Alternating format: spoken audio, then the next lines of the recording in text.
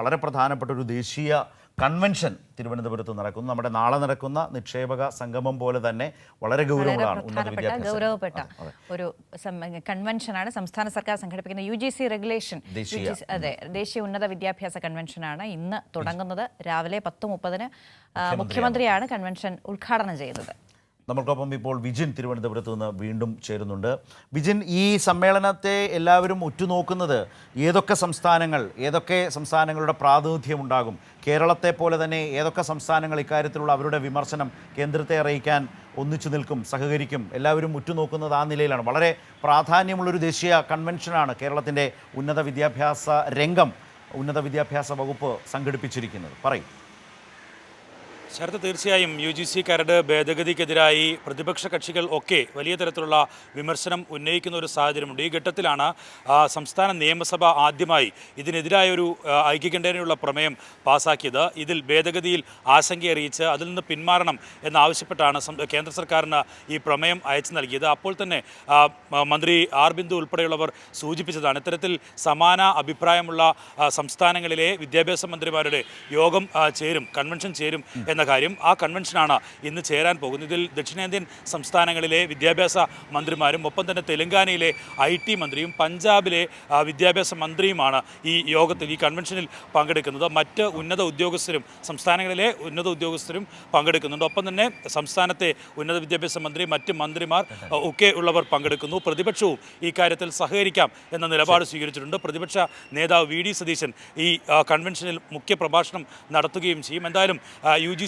കരട് ഭേദഗതിക്കെതിരെ വലിയ തരത്തിലുള്ള ആശങ്കയാണ് രാജ്യത്ത് നിലനിൽക്കുന്നത്. ഉന്നത വിദ്യാഭ്യാസ മേഖലയിൽ സംസ്ഥാനങ്ങളുടെ അധികാരം പൂർണ്ണമായും കവരുകയും ഒപ്പം തന്നെ സർവകലാശാലകളുടെ ഒരു സ്വയംഭരണാധികാരം കവരുകയും ചെയ്യുന്ന നിലയിലാണ് കരട് ഭേദഗതി തയ്യാറാക്കിയിട്ടുള്ളത്. ഇത് പഠിക്കാൻ സംസ്ഥാന സർക്കാർ തന്നെ പ്രഭാത് പട്നായിക് അധ്യക്ഷനായ ഒരു സമിതിയെയും വെച്ചിട്ടുണ്ട്. അദ്ദേഹം ഈ വിഷയത്തിലുള്ള പഠനം നടത്തിയതിൻ്റെ വിവരങ്ങൾ ഈ യോഗത്തിൽ ഈ കൺവെൻഷനിൽ പ്രഭാഷണം നടത്തും. എന്തായാലും ഇങ്ങനെ പ്രമുഖരായിട്ടുള്ള ഗവേഷകർ ഒപ്പം തന്നെ അക്കാദമിക് വിദഗ്ധർ ഉൾപ്പെടെയുള്ളവർ ഈ കൺവെൻഷനിൽ പങ്കെടുക്കും. VC-മാർക്കും ഈ കൺവെൻഷനിൽ പങ്കെടുക്കാൻ ക്ഷണമുണ്ട്. നമുക്കറിയാം, ഈ ആരിഫ് മുഹമ്മദ് ഖാൻ ഗവർണറായിരുന്നപ്പോൾ RSS അനുകൂലികളായ ആളുകളെയൊക്കെയാണ് നിലവിൽ VC-മാരായി നിയമിച്ചിട്ടുള്ളത്. താൽക്കാലിക VC-മാരായി ഒക്കെ ഇരിക്കുന്നത് അവരാണ്. അതുകൊണ്ട് തന്നെ ഏതൊക്കെ VC-മാർ ഈ കൺവെൻഷനിൽ പങ്കെടുക്കും എന്നുള്ളതും കാത്തിരുന്ന് കാണേണ്ടതാണ്. എന്തായാലും സംസ്ഥാന സർക്കാർ ഇക്കാര്യത്തിൽ രാജ്യത്ത് തന്നെ ഒരു പ്രതിപക്ഷ നിരയുടെ ഒരു പ്ലാറ്റ്ഫോമിന് തയ്യാറെടുത്തിരിക്കുന്നു എന്നുള്ളത് തന്നെയാണ്. ആ പ്രതിഷേധവും അതിൻ്റെ ആശങ്കയുമൊക്കെ കേന്ദ്ര സർക്കാരിനെ അറിയിക്കും വിധം പ്രതിപക്ഷ കക്ഷികളുടെ ഒരു കൃത്യമായ നിലപാട് കൂടി സ്വരൂപിക്കപ്പെടുന്ന കൺവെൻഷനായി ഈ കൺവെൻഷൻ മാറും എന്നുള്ളതാണ് ഈ കൺവെൻഷൻ്റെ പ്രത്യേകത. മറ്റ് പല വിഷയങ്ങളിലും സംസ്ഥാനം ഇതുപോലെ കേന്ദ്ര സർക്കാർ തന്നിഷ്ടപ്രകാരമുള്ള ഫെഡറൽ തത്വങ്ങളുടെ പൂർണ്ണമായ ലംഘനം ഉൾക്കൊള്ളുന്ന പല നടപടികളും സ്വീകരിക്കുന്ന ഘട്ടത്തിൽ സംസ്ഥാനം ഈ പ്രതിപക്ഷ ഭരണം നടക്കുന്ന സംസ്ഥാനങ്ങളിലെ മന്ത്രിമാരുടെയും മുഖ്യമന്ത്രിമാരുടെയും ഒക്കെ യോഗം വിളിച്ചിട്ടുണ്ട്.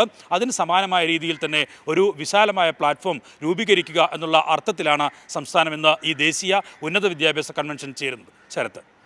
ശരി, ഇപ്പോൾ വിജിൻ സൂചിപ്പിച്ചതുപോലെ നിരവധി ദേശീയ പ്രശ്നങ്ങളിൽ കേരളത്തിൻ്റെ നിയമസഭ ദേശീയ സർക്കാരിൻ്റെ, കേന്ദ്ര സർക്കാരിൻ്റെ പൊതുനിലപാടുകൾ എത്രമാത്രം ഭരണഘടനാ വിരുദ്ധമാണ്, ഫെഡറലിസത്തിന് നിരക്കാത്തതാണ് എന്ന് ചൂണ്ടിക്കാട്ടി പലതവണ ഏകകണ്ഠമായി പ്രമേയങ്ങളൊക്കെ പാസാക്കിയ ഒരു പാരമ്പര്യം നമ്മുടെ നിയമസഭയ്ക്കുണ്ട്. ഇപ്പോൾ നിയമസഭയ്ക്ക് പുറത്തും ഇത്തരത്തിലേക്കുള്ള ദേശീയ കൺവെൻഷനുകൾ വരികയാണ്. രാജ്യത്തെ സമാന മനസ്കരായ സംസ്ഥാനങ്ങളെ ചേർത്ത് പിടിച്ചു നിർത്തുക, ഒന്നിച്ചൊരു നിലപാട് അതിൽ രൂപപ്പെടുത്തുക, അതിലൂടെ കേന്ദ്ര സർക്കാരിലേക്ക് UGC-യിലേക്ക് ഇതുമായി ബന്ധപ്പെട്ട കാര്യങ്ങൾ അറിയിക്കാനും എത്തിക്കാനുമുള്ള ഒറ്റ ശബ്ദമായി ഇക്കാര്യങ്ങൾ അറിയിക്കാനുള്ള ഒരു വലിയ ശ്രമമാണ് കേരളം നടത്തുന്നത്.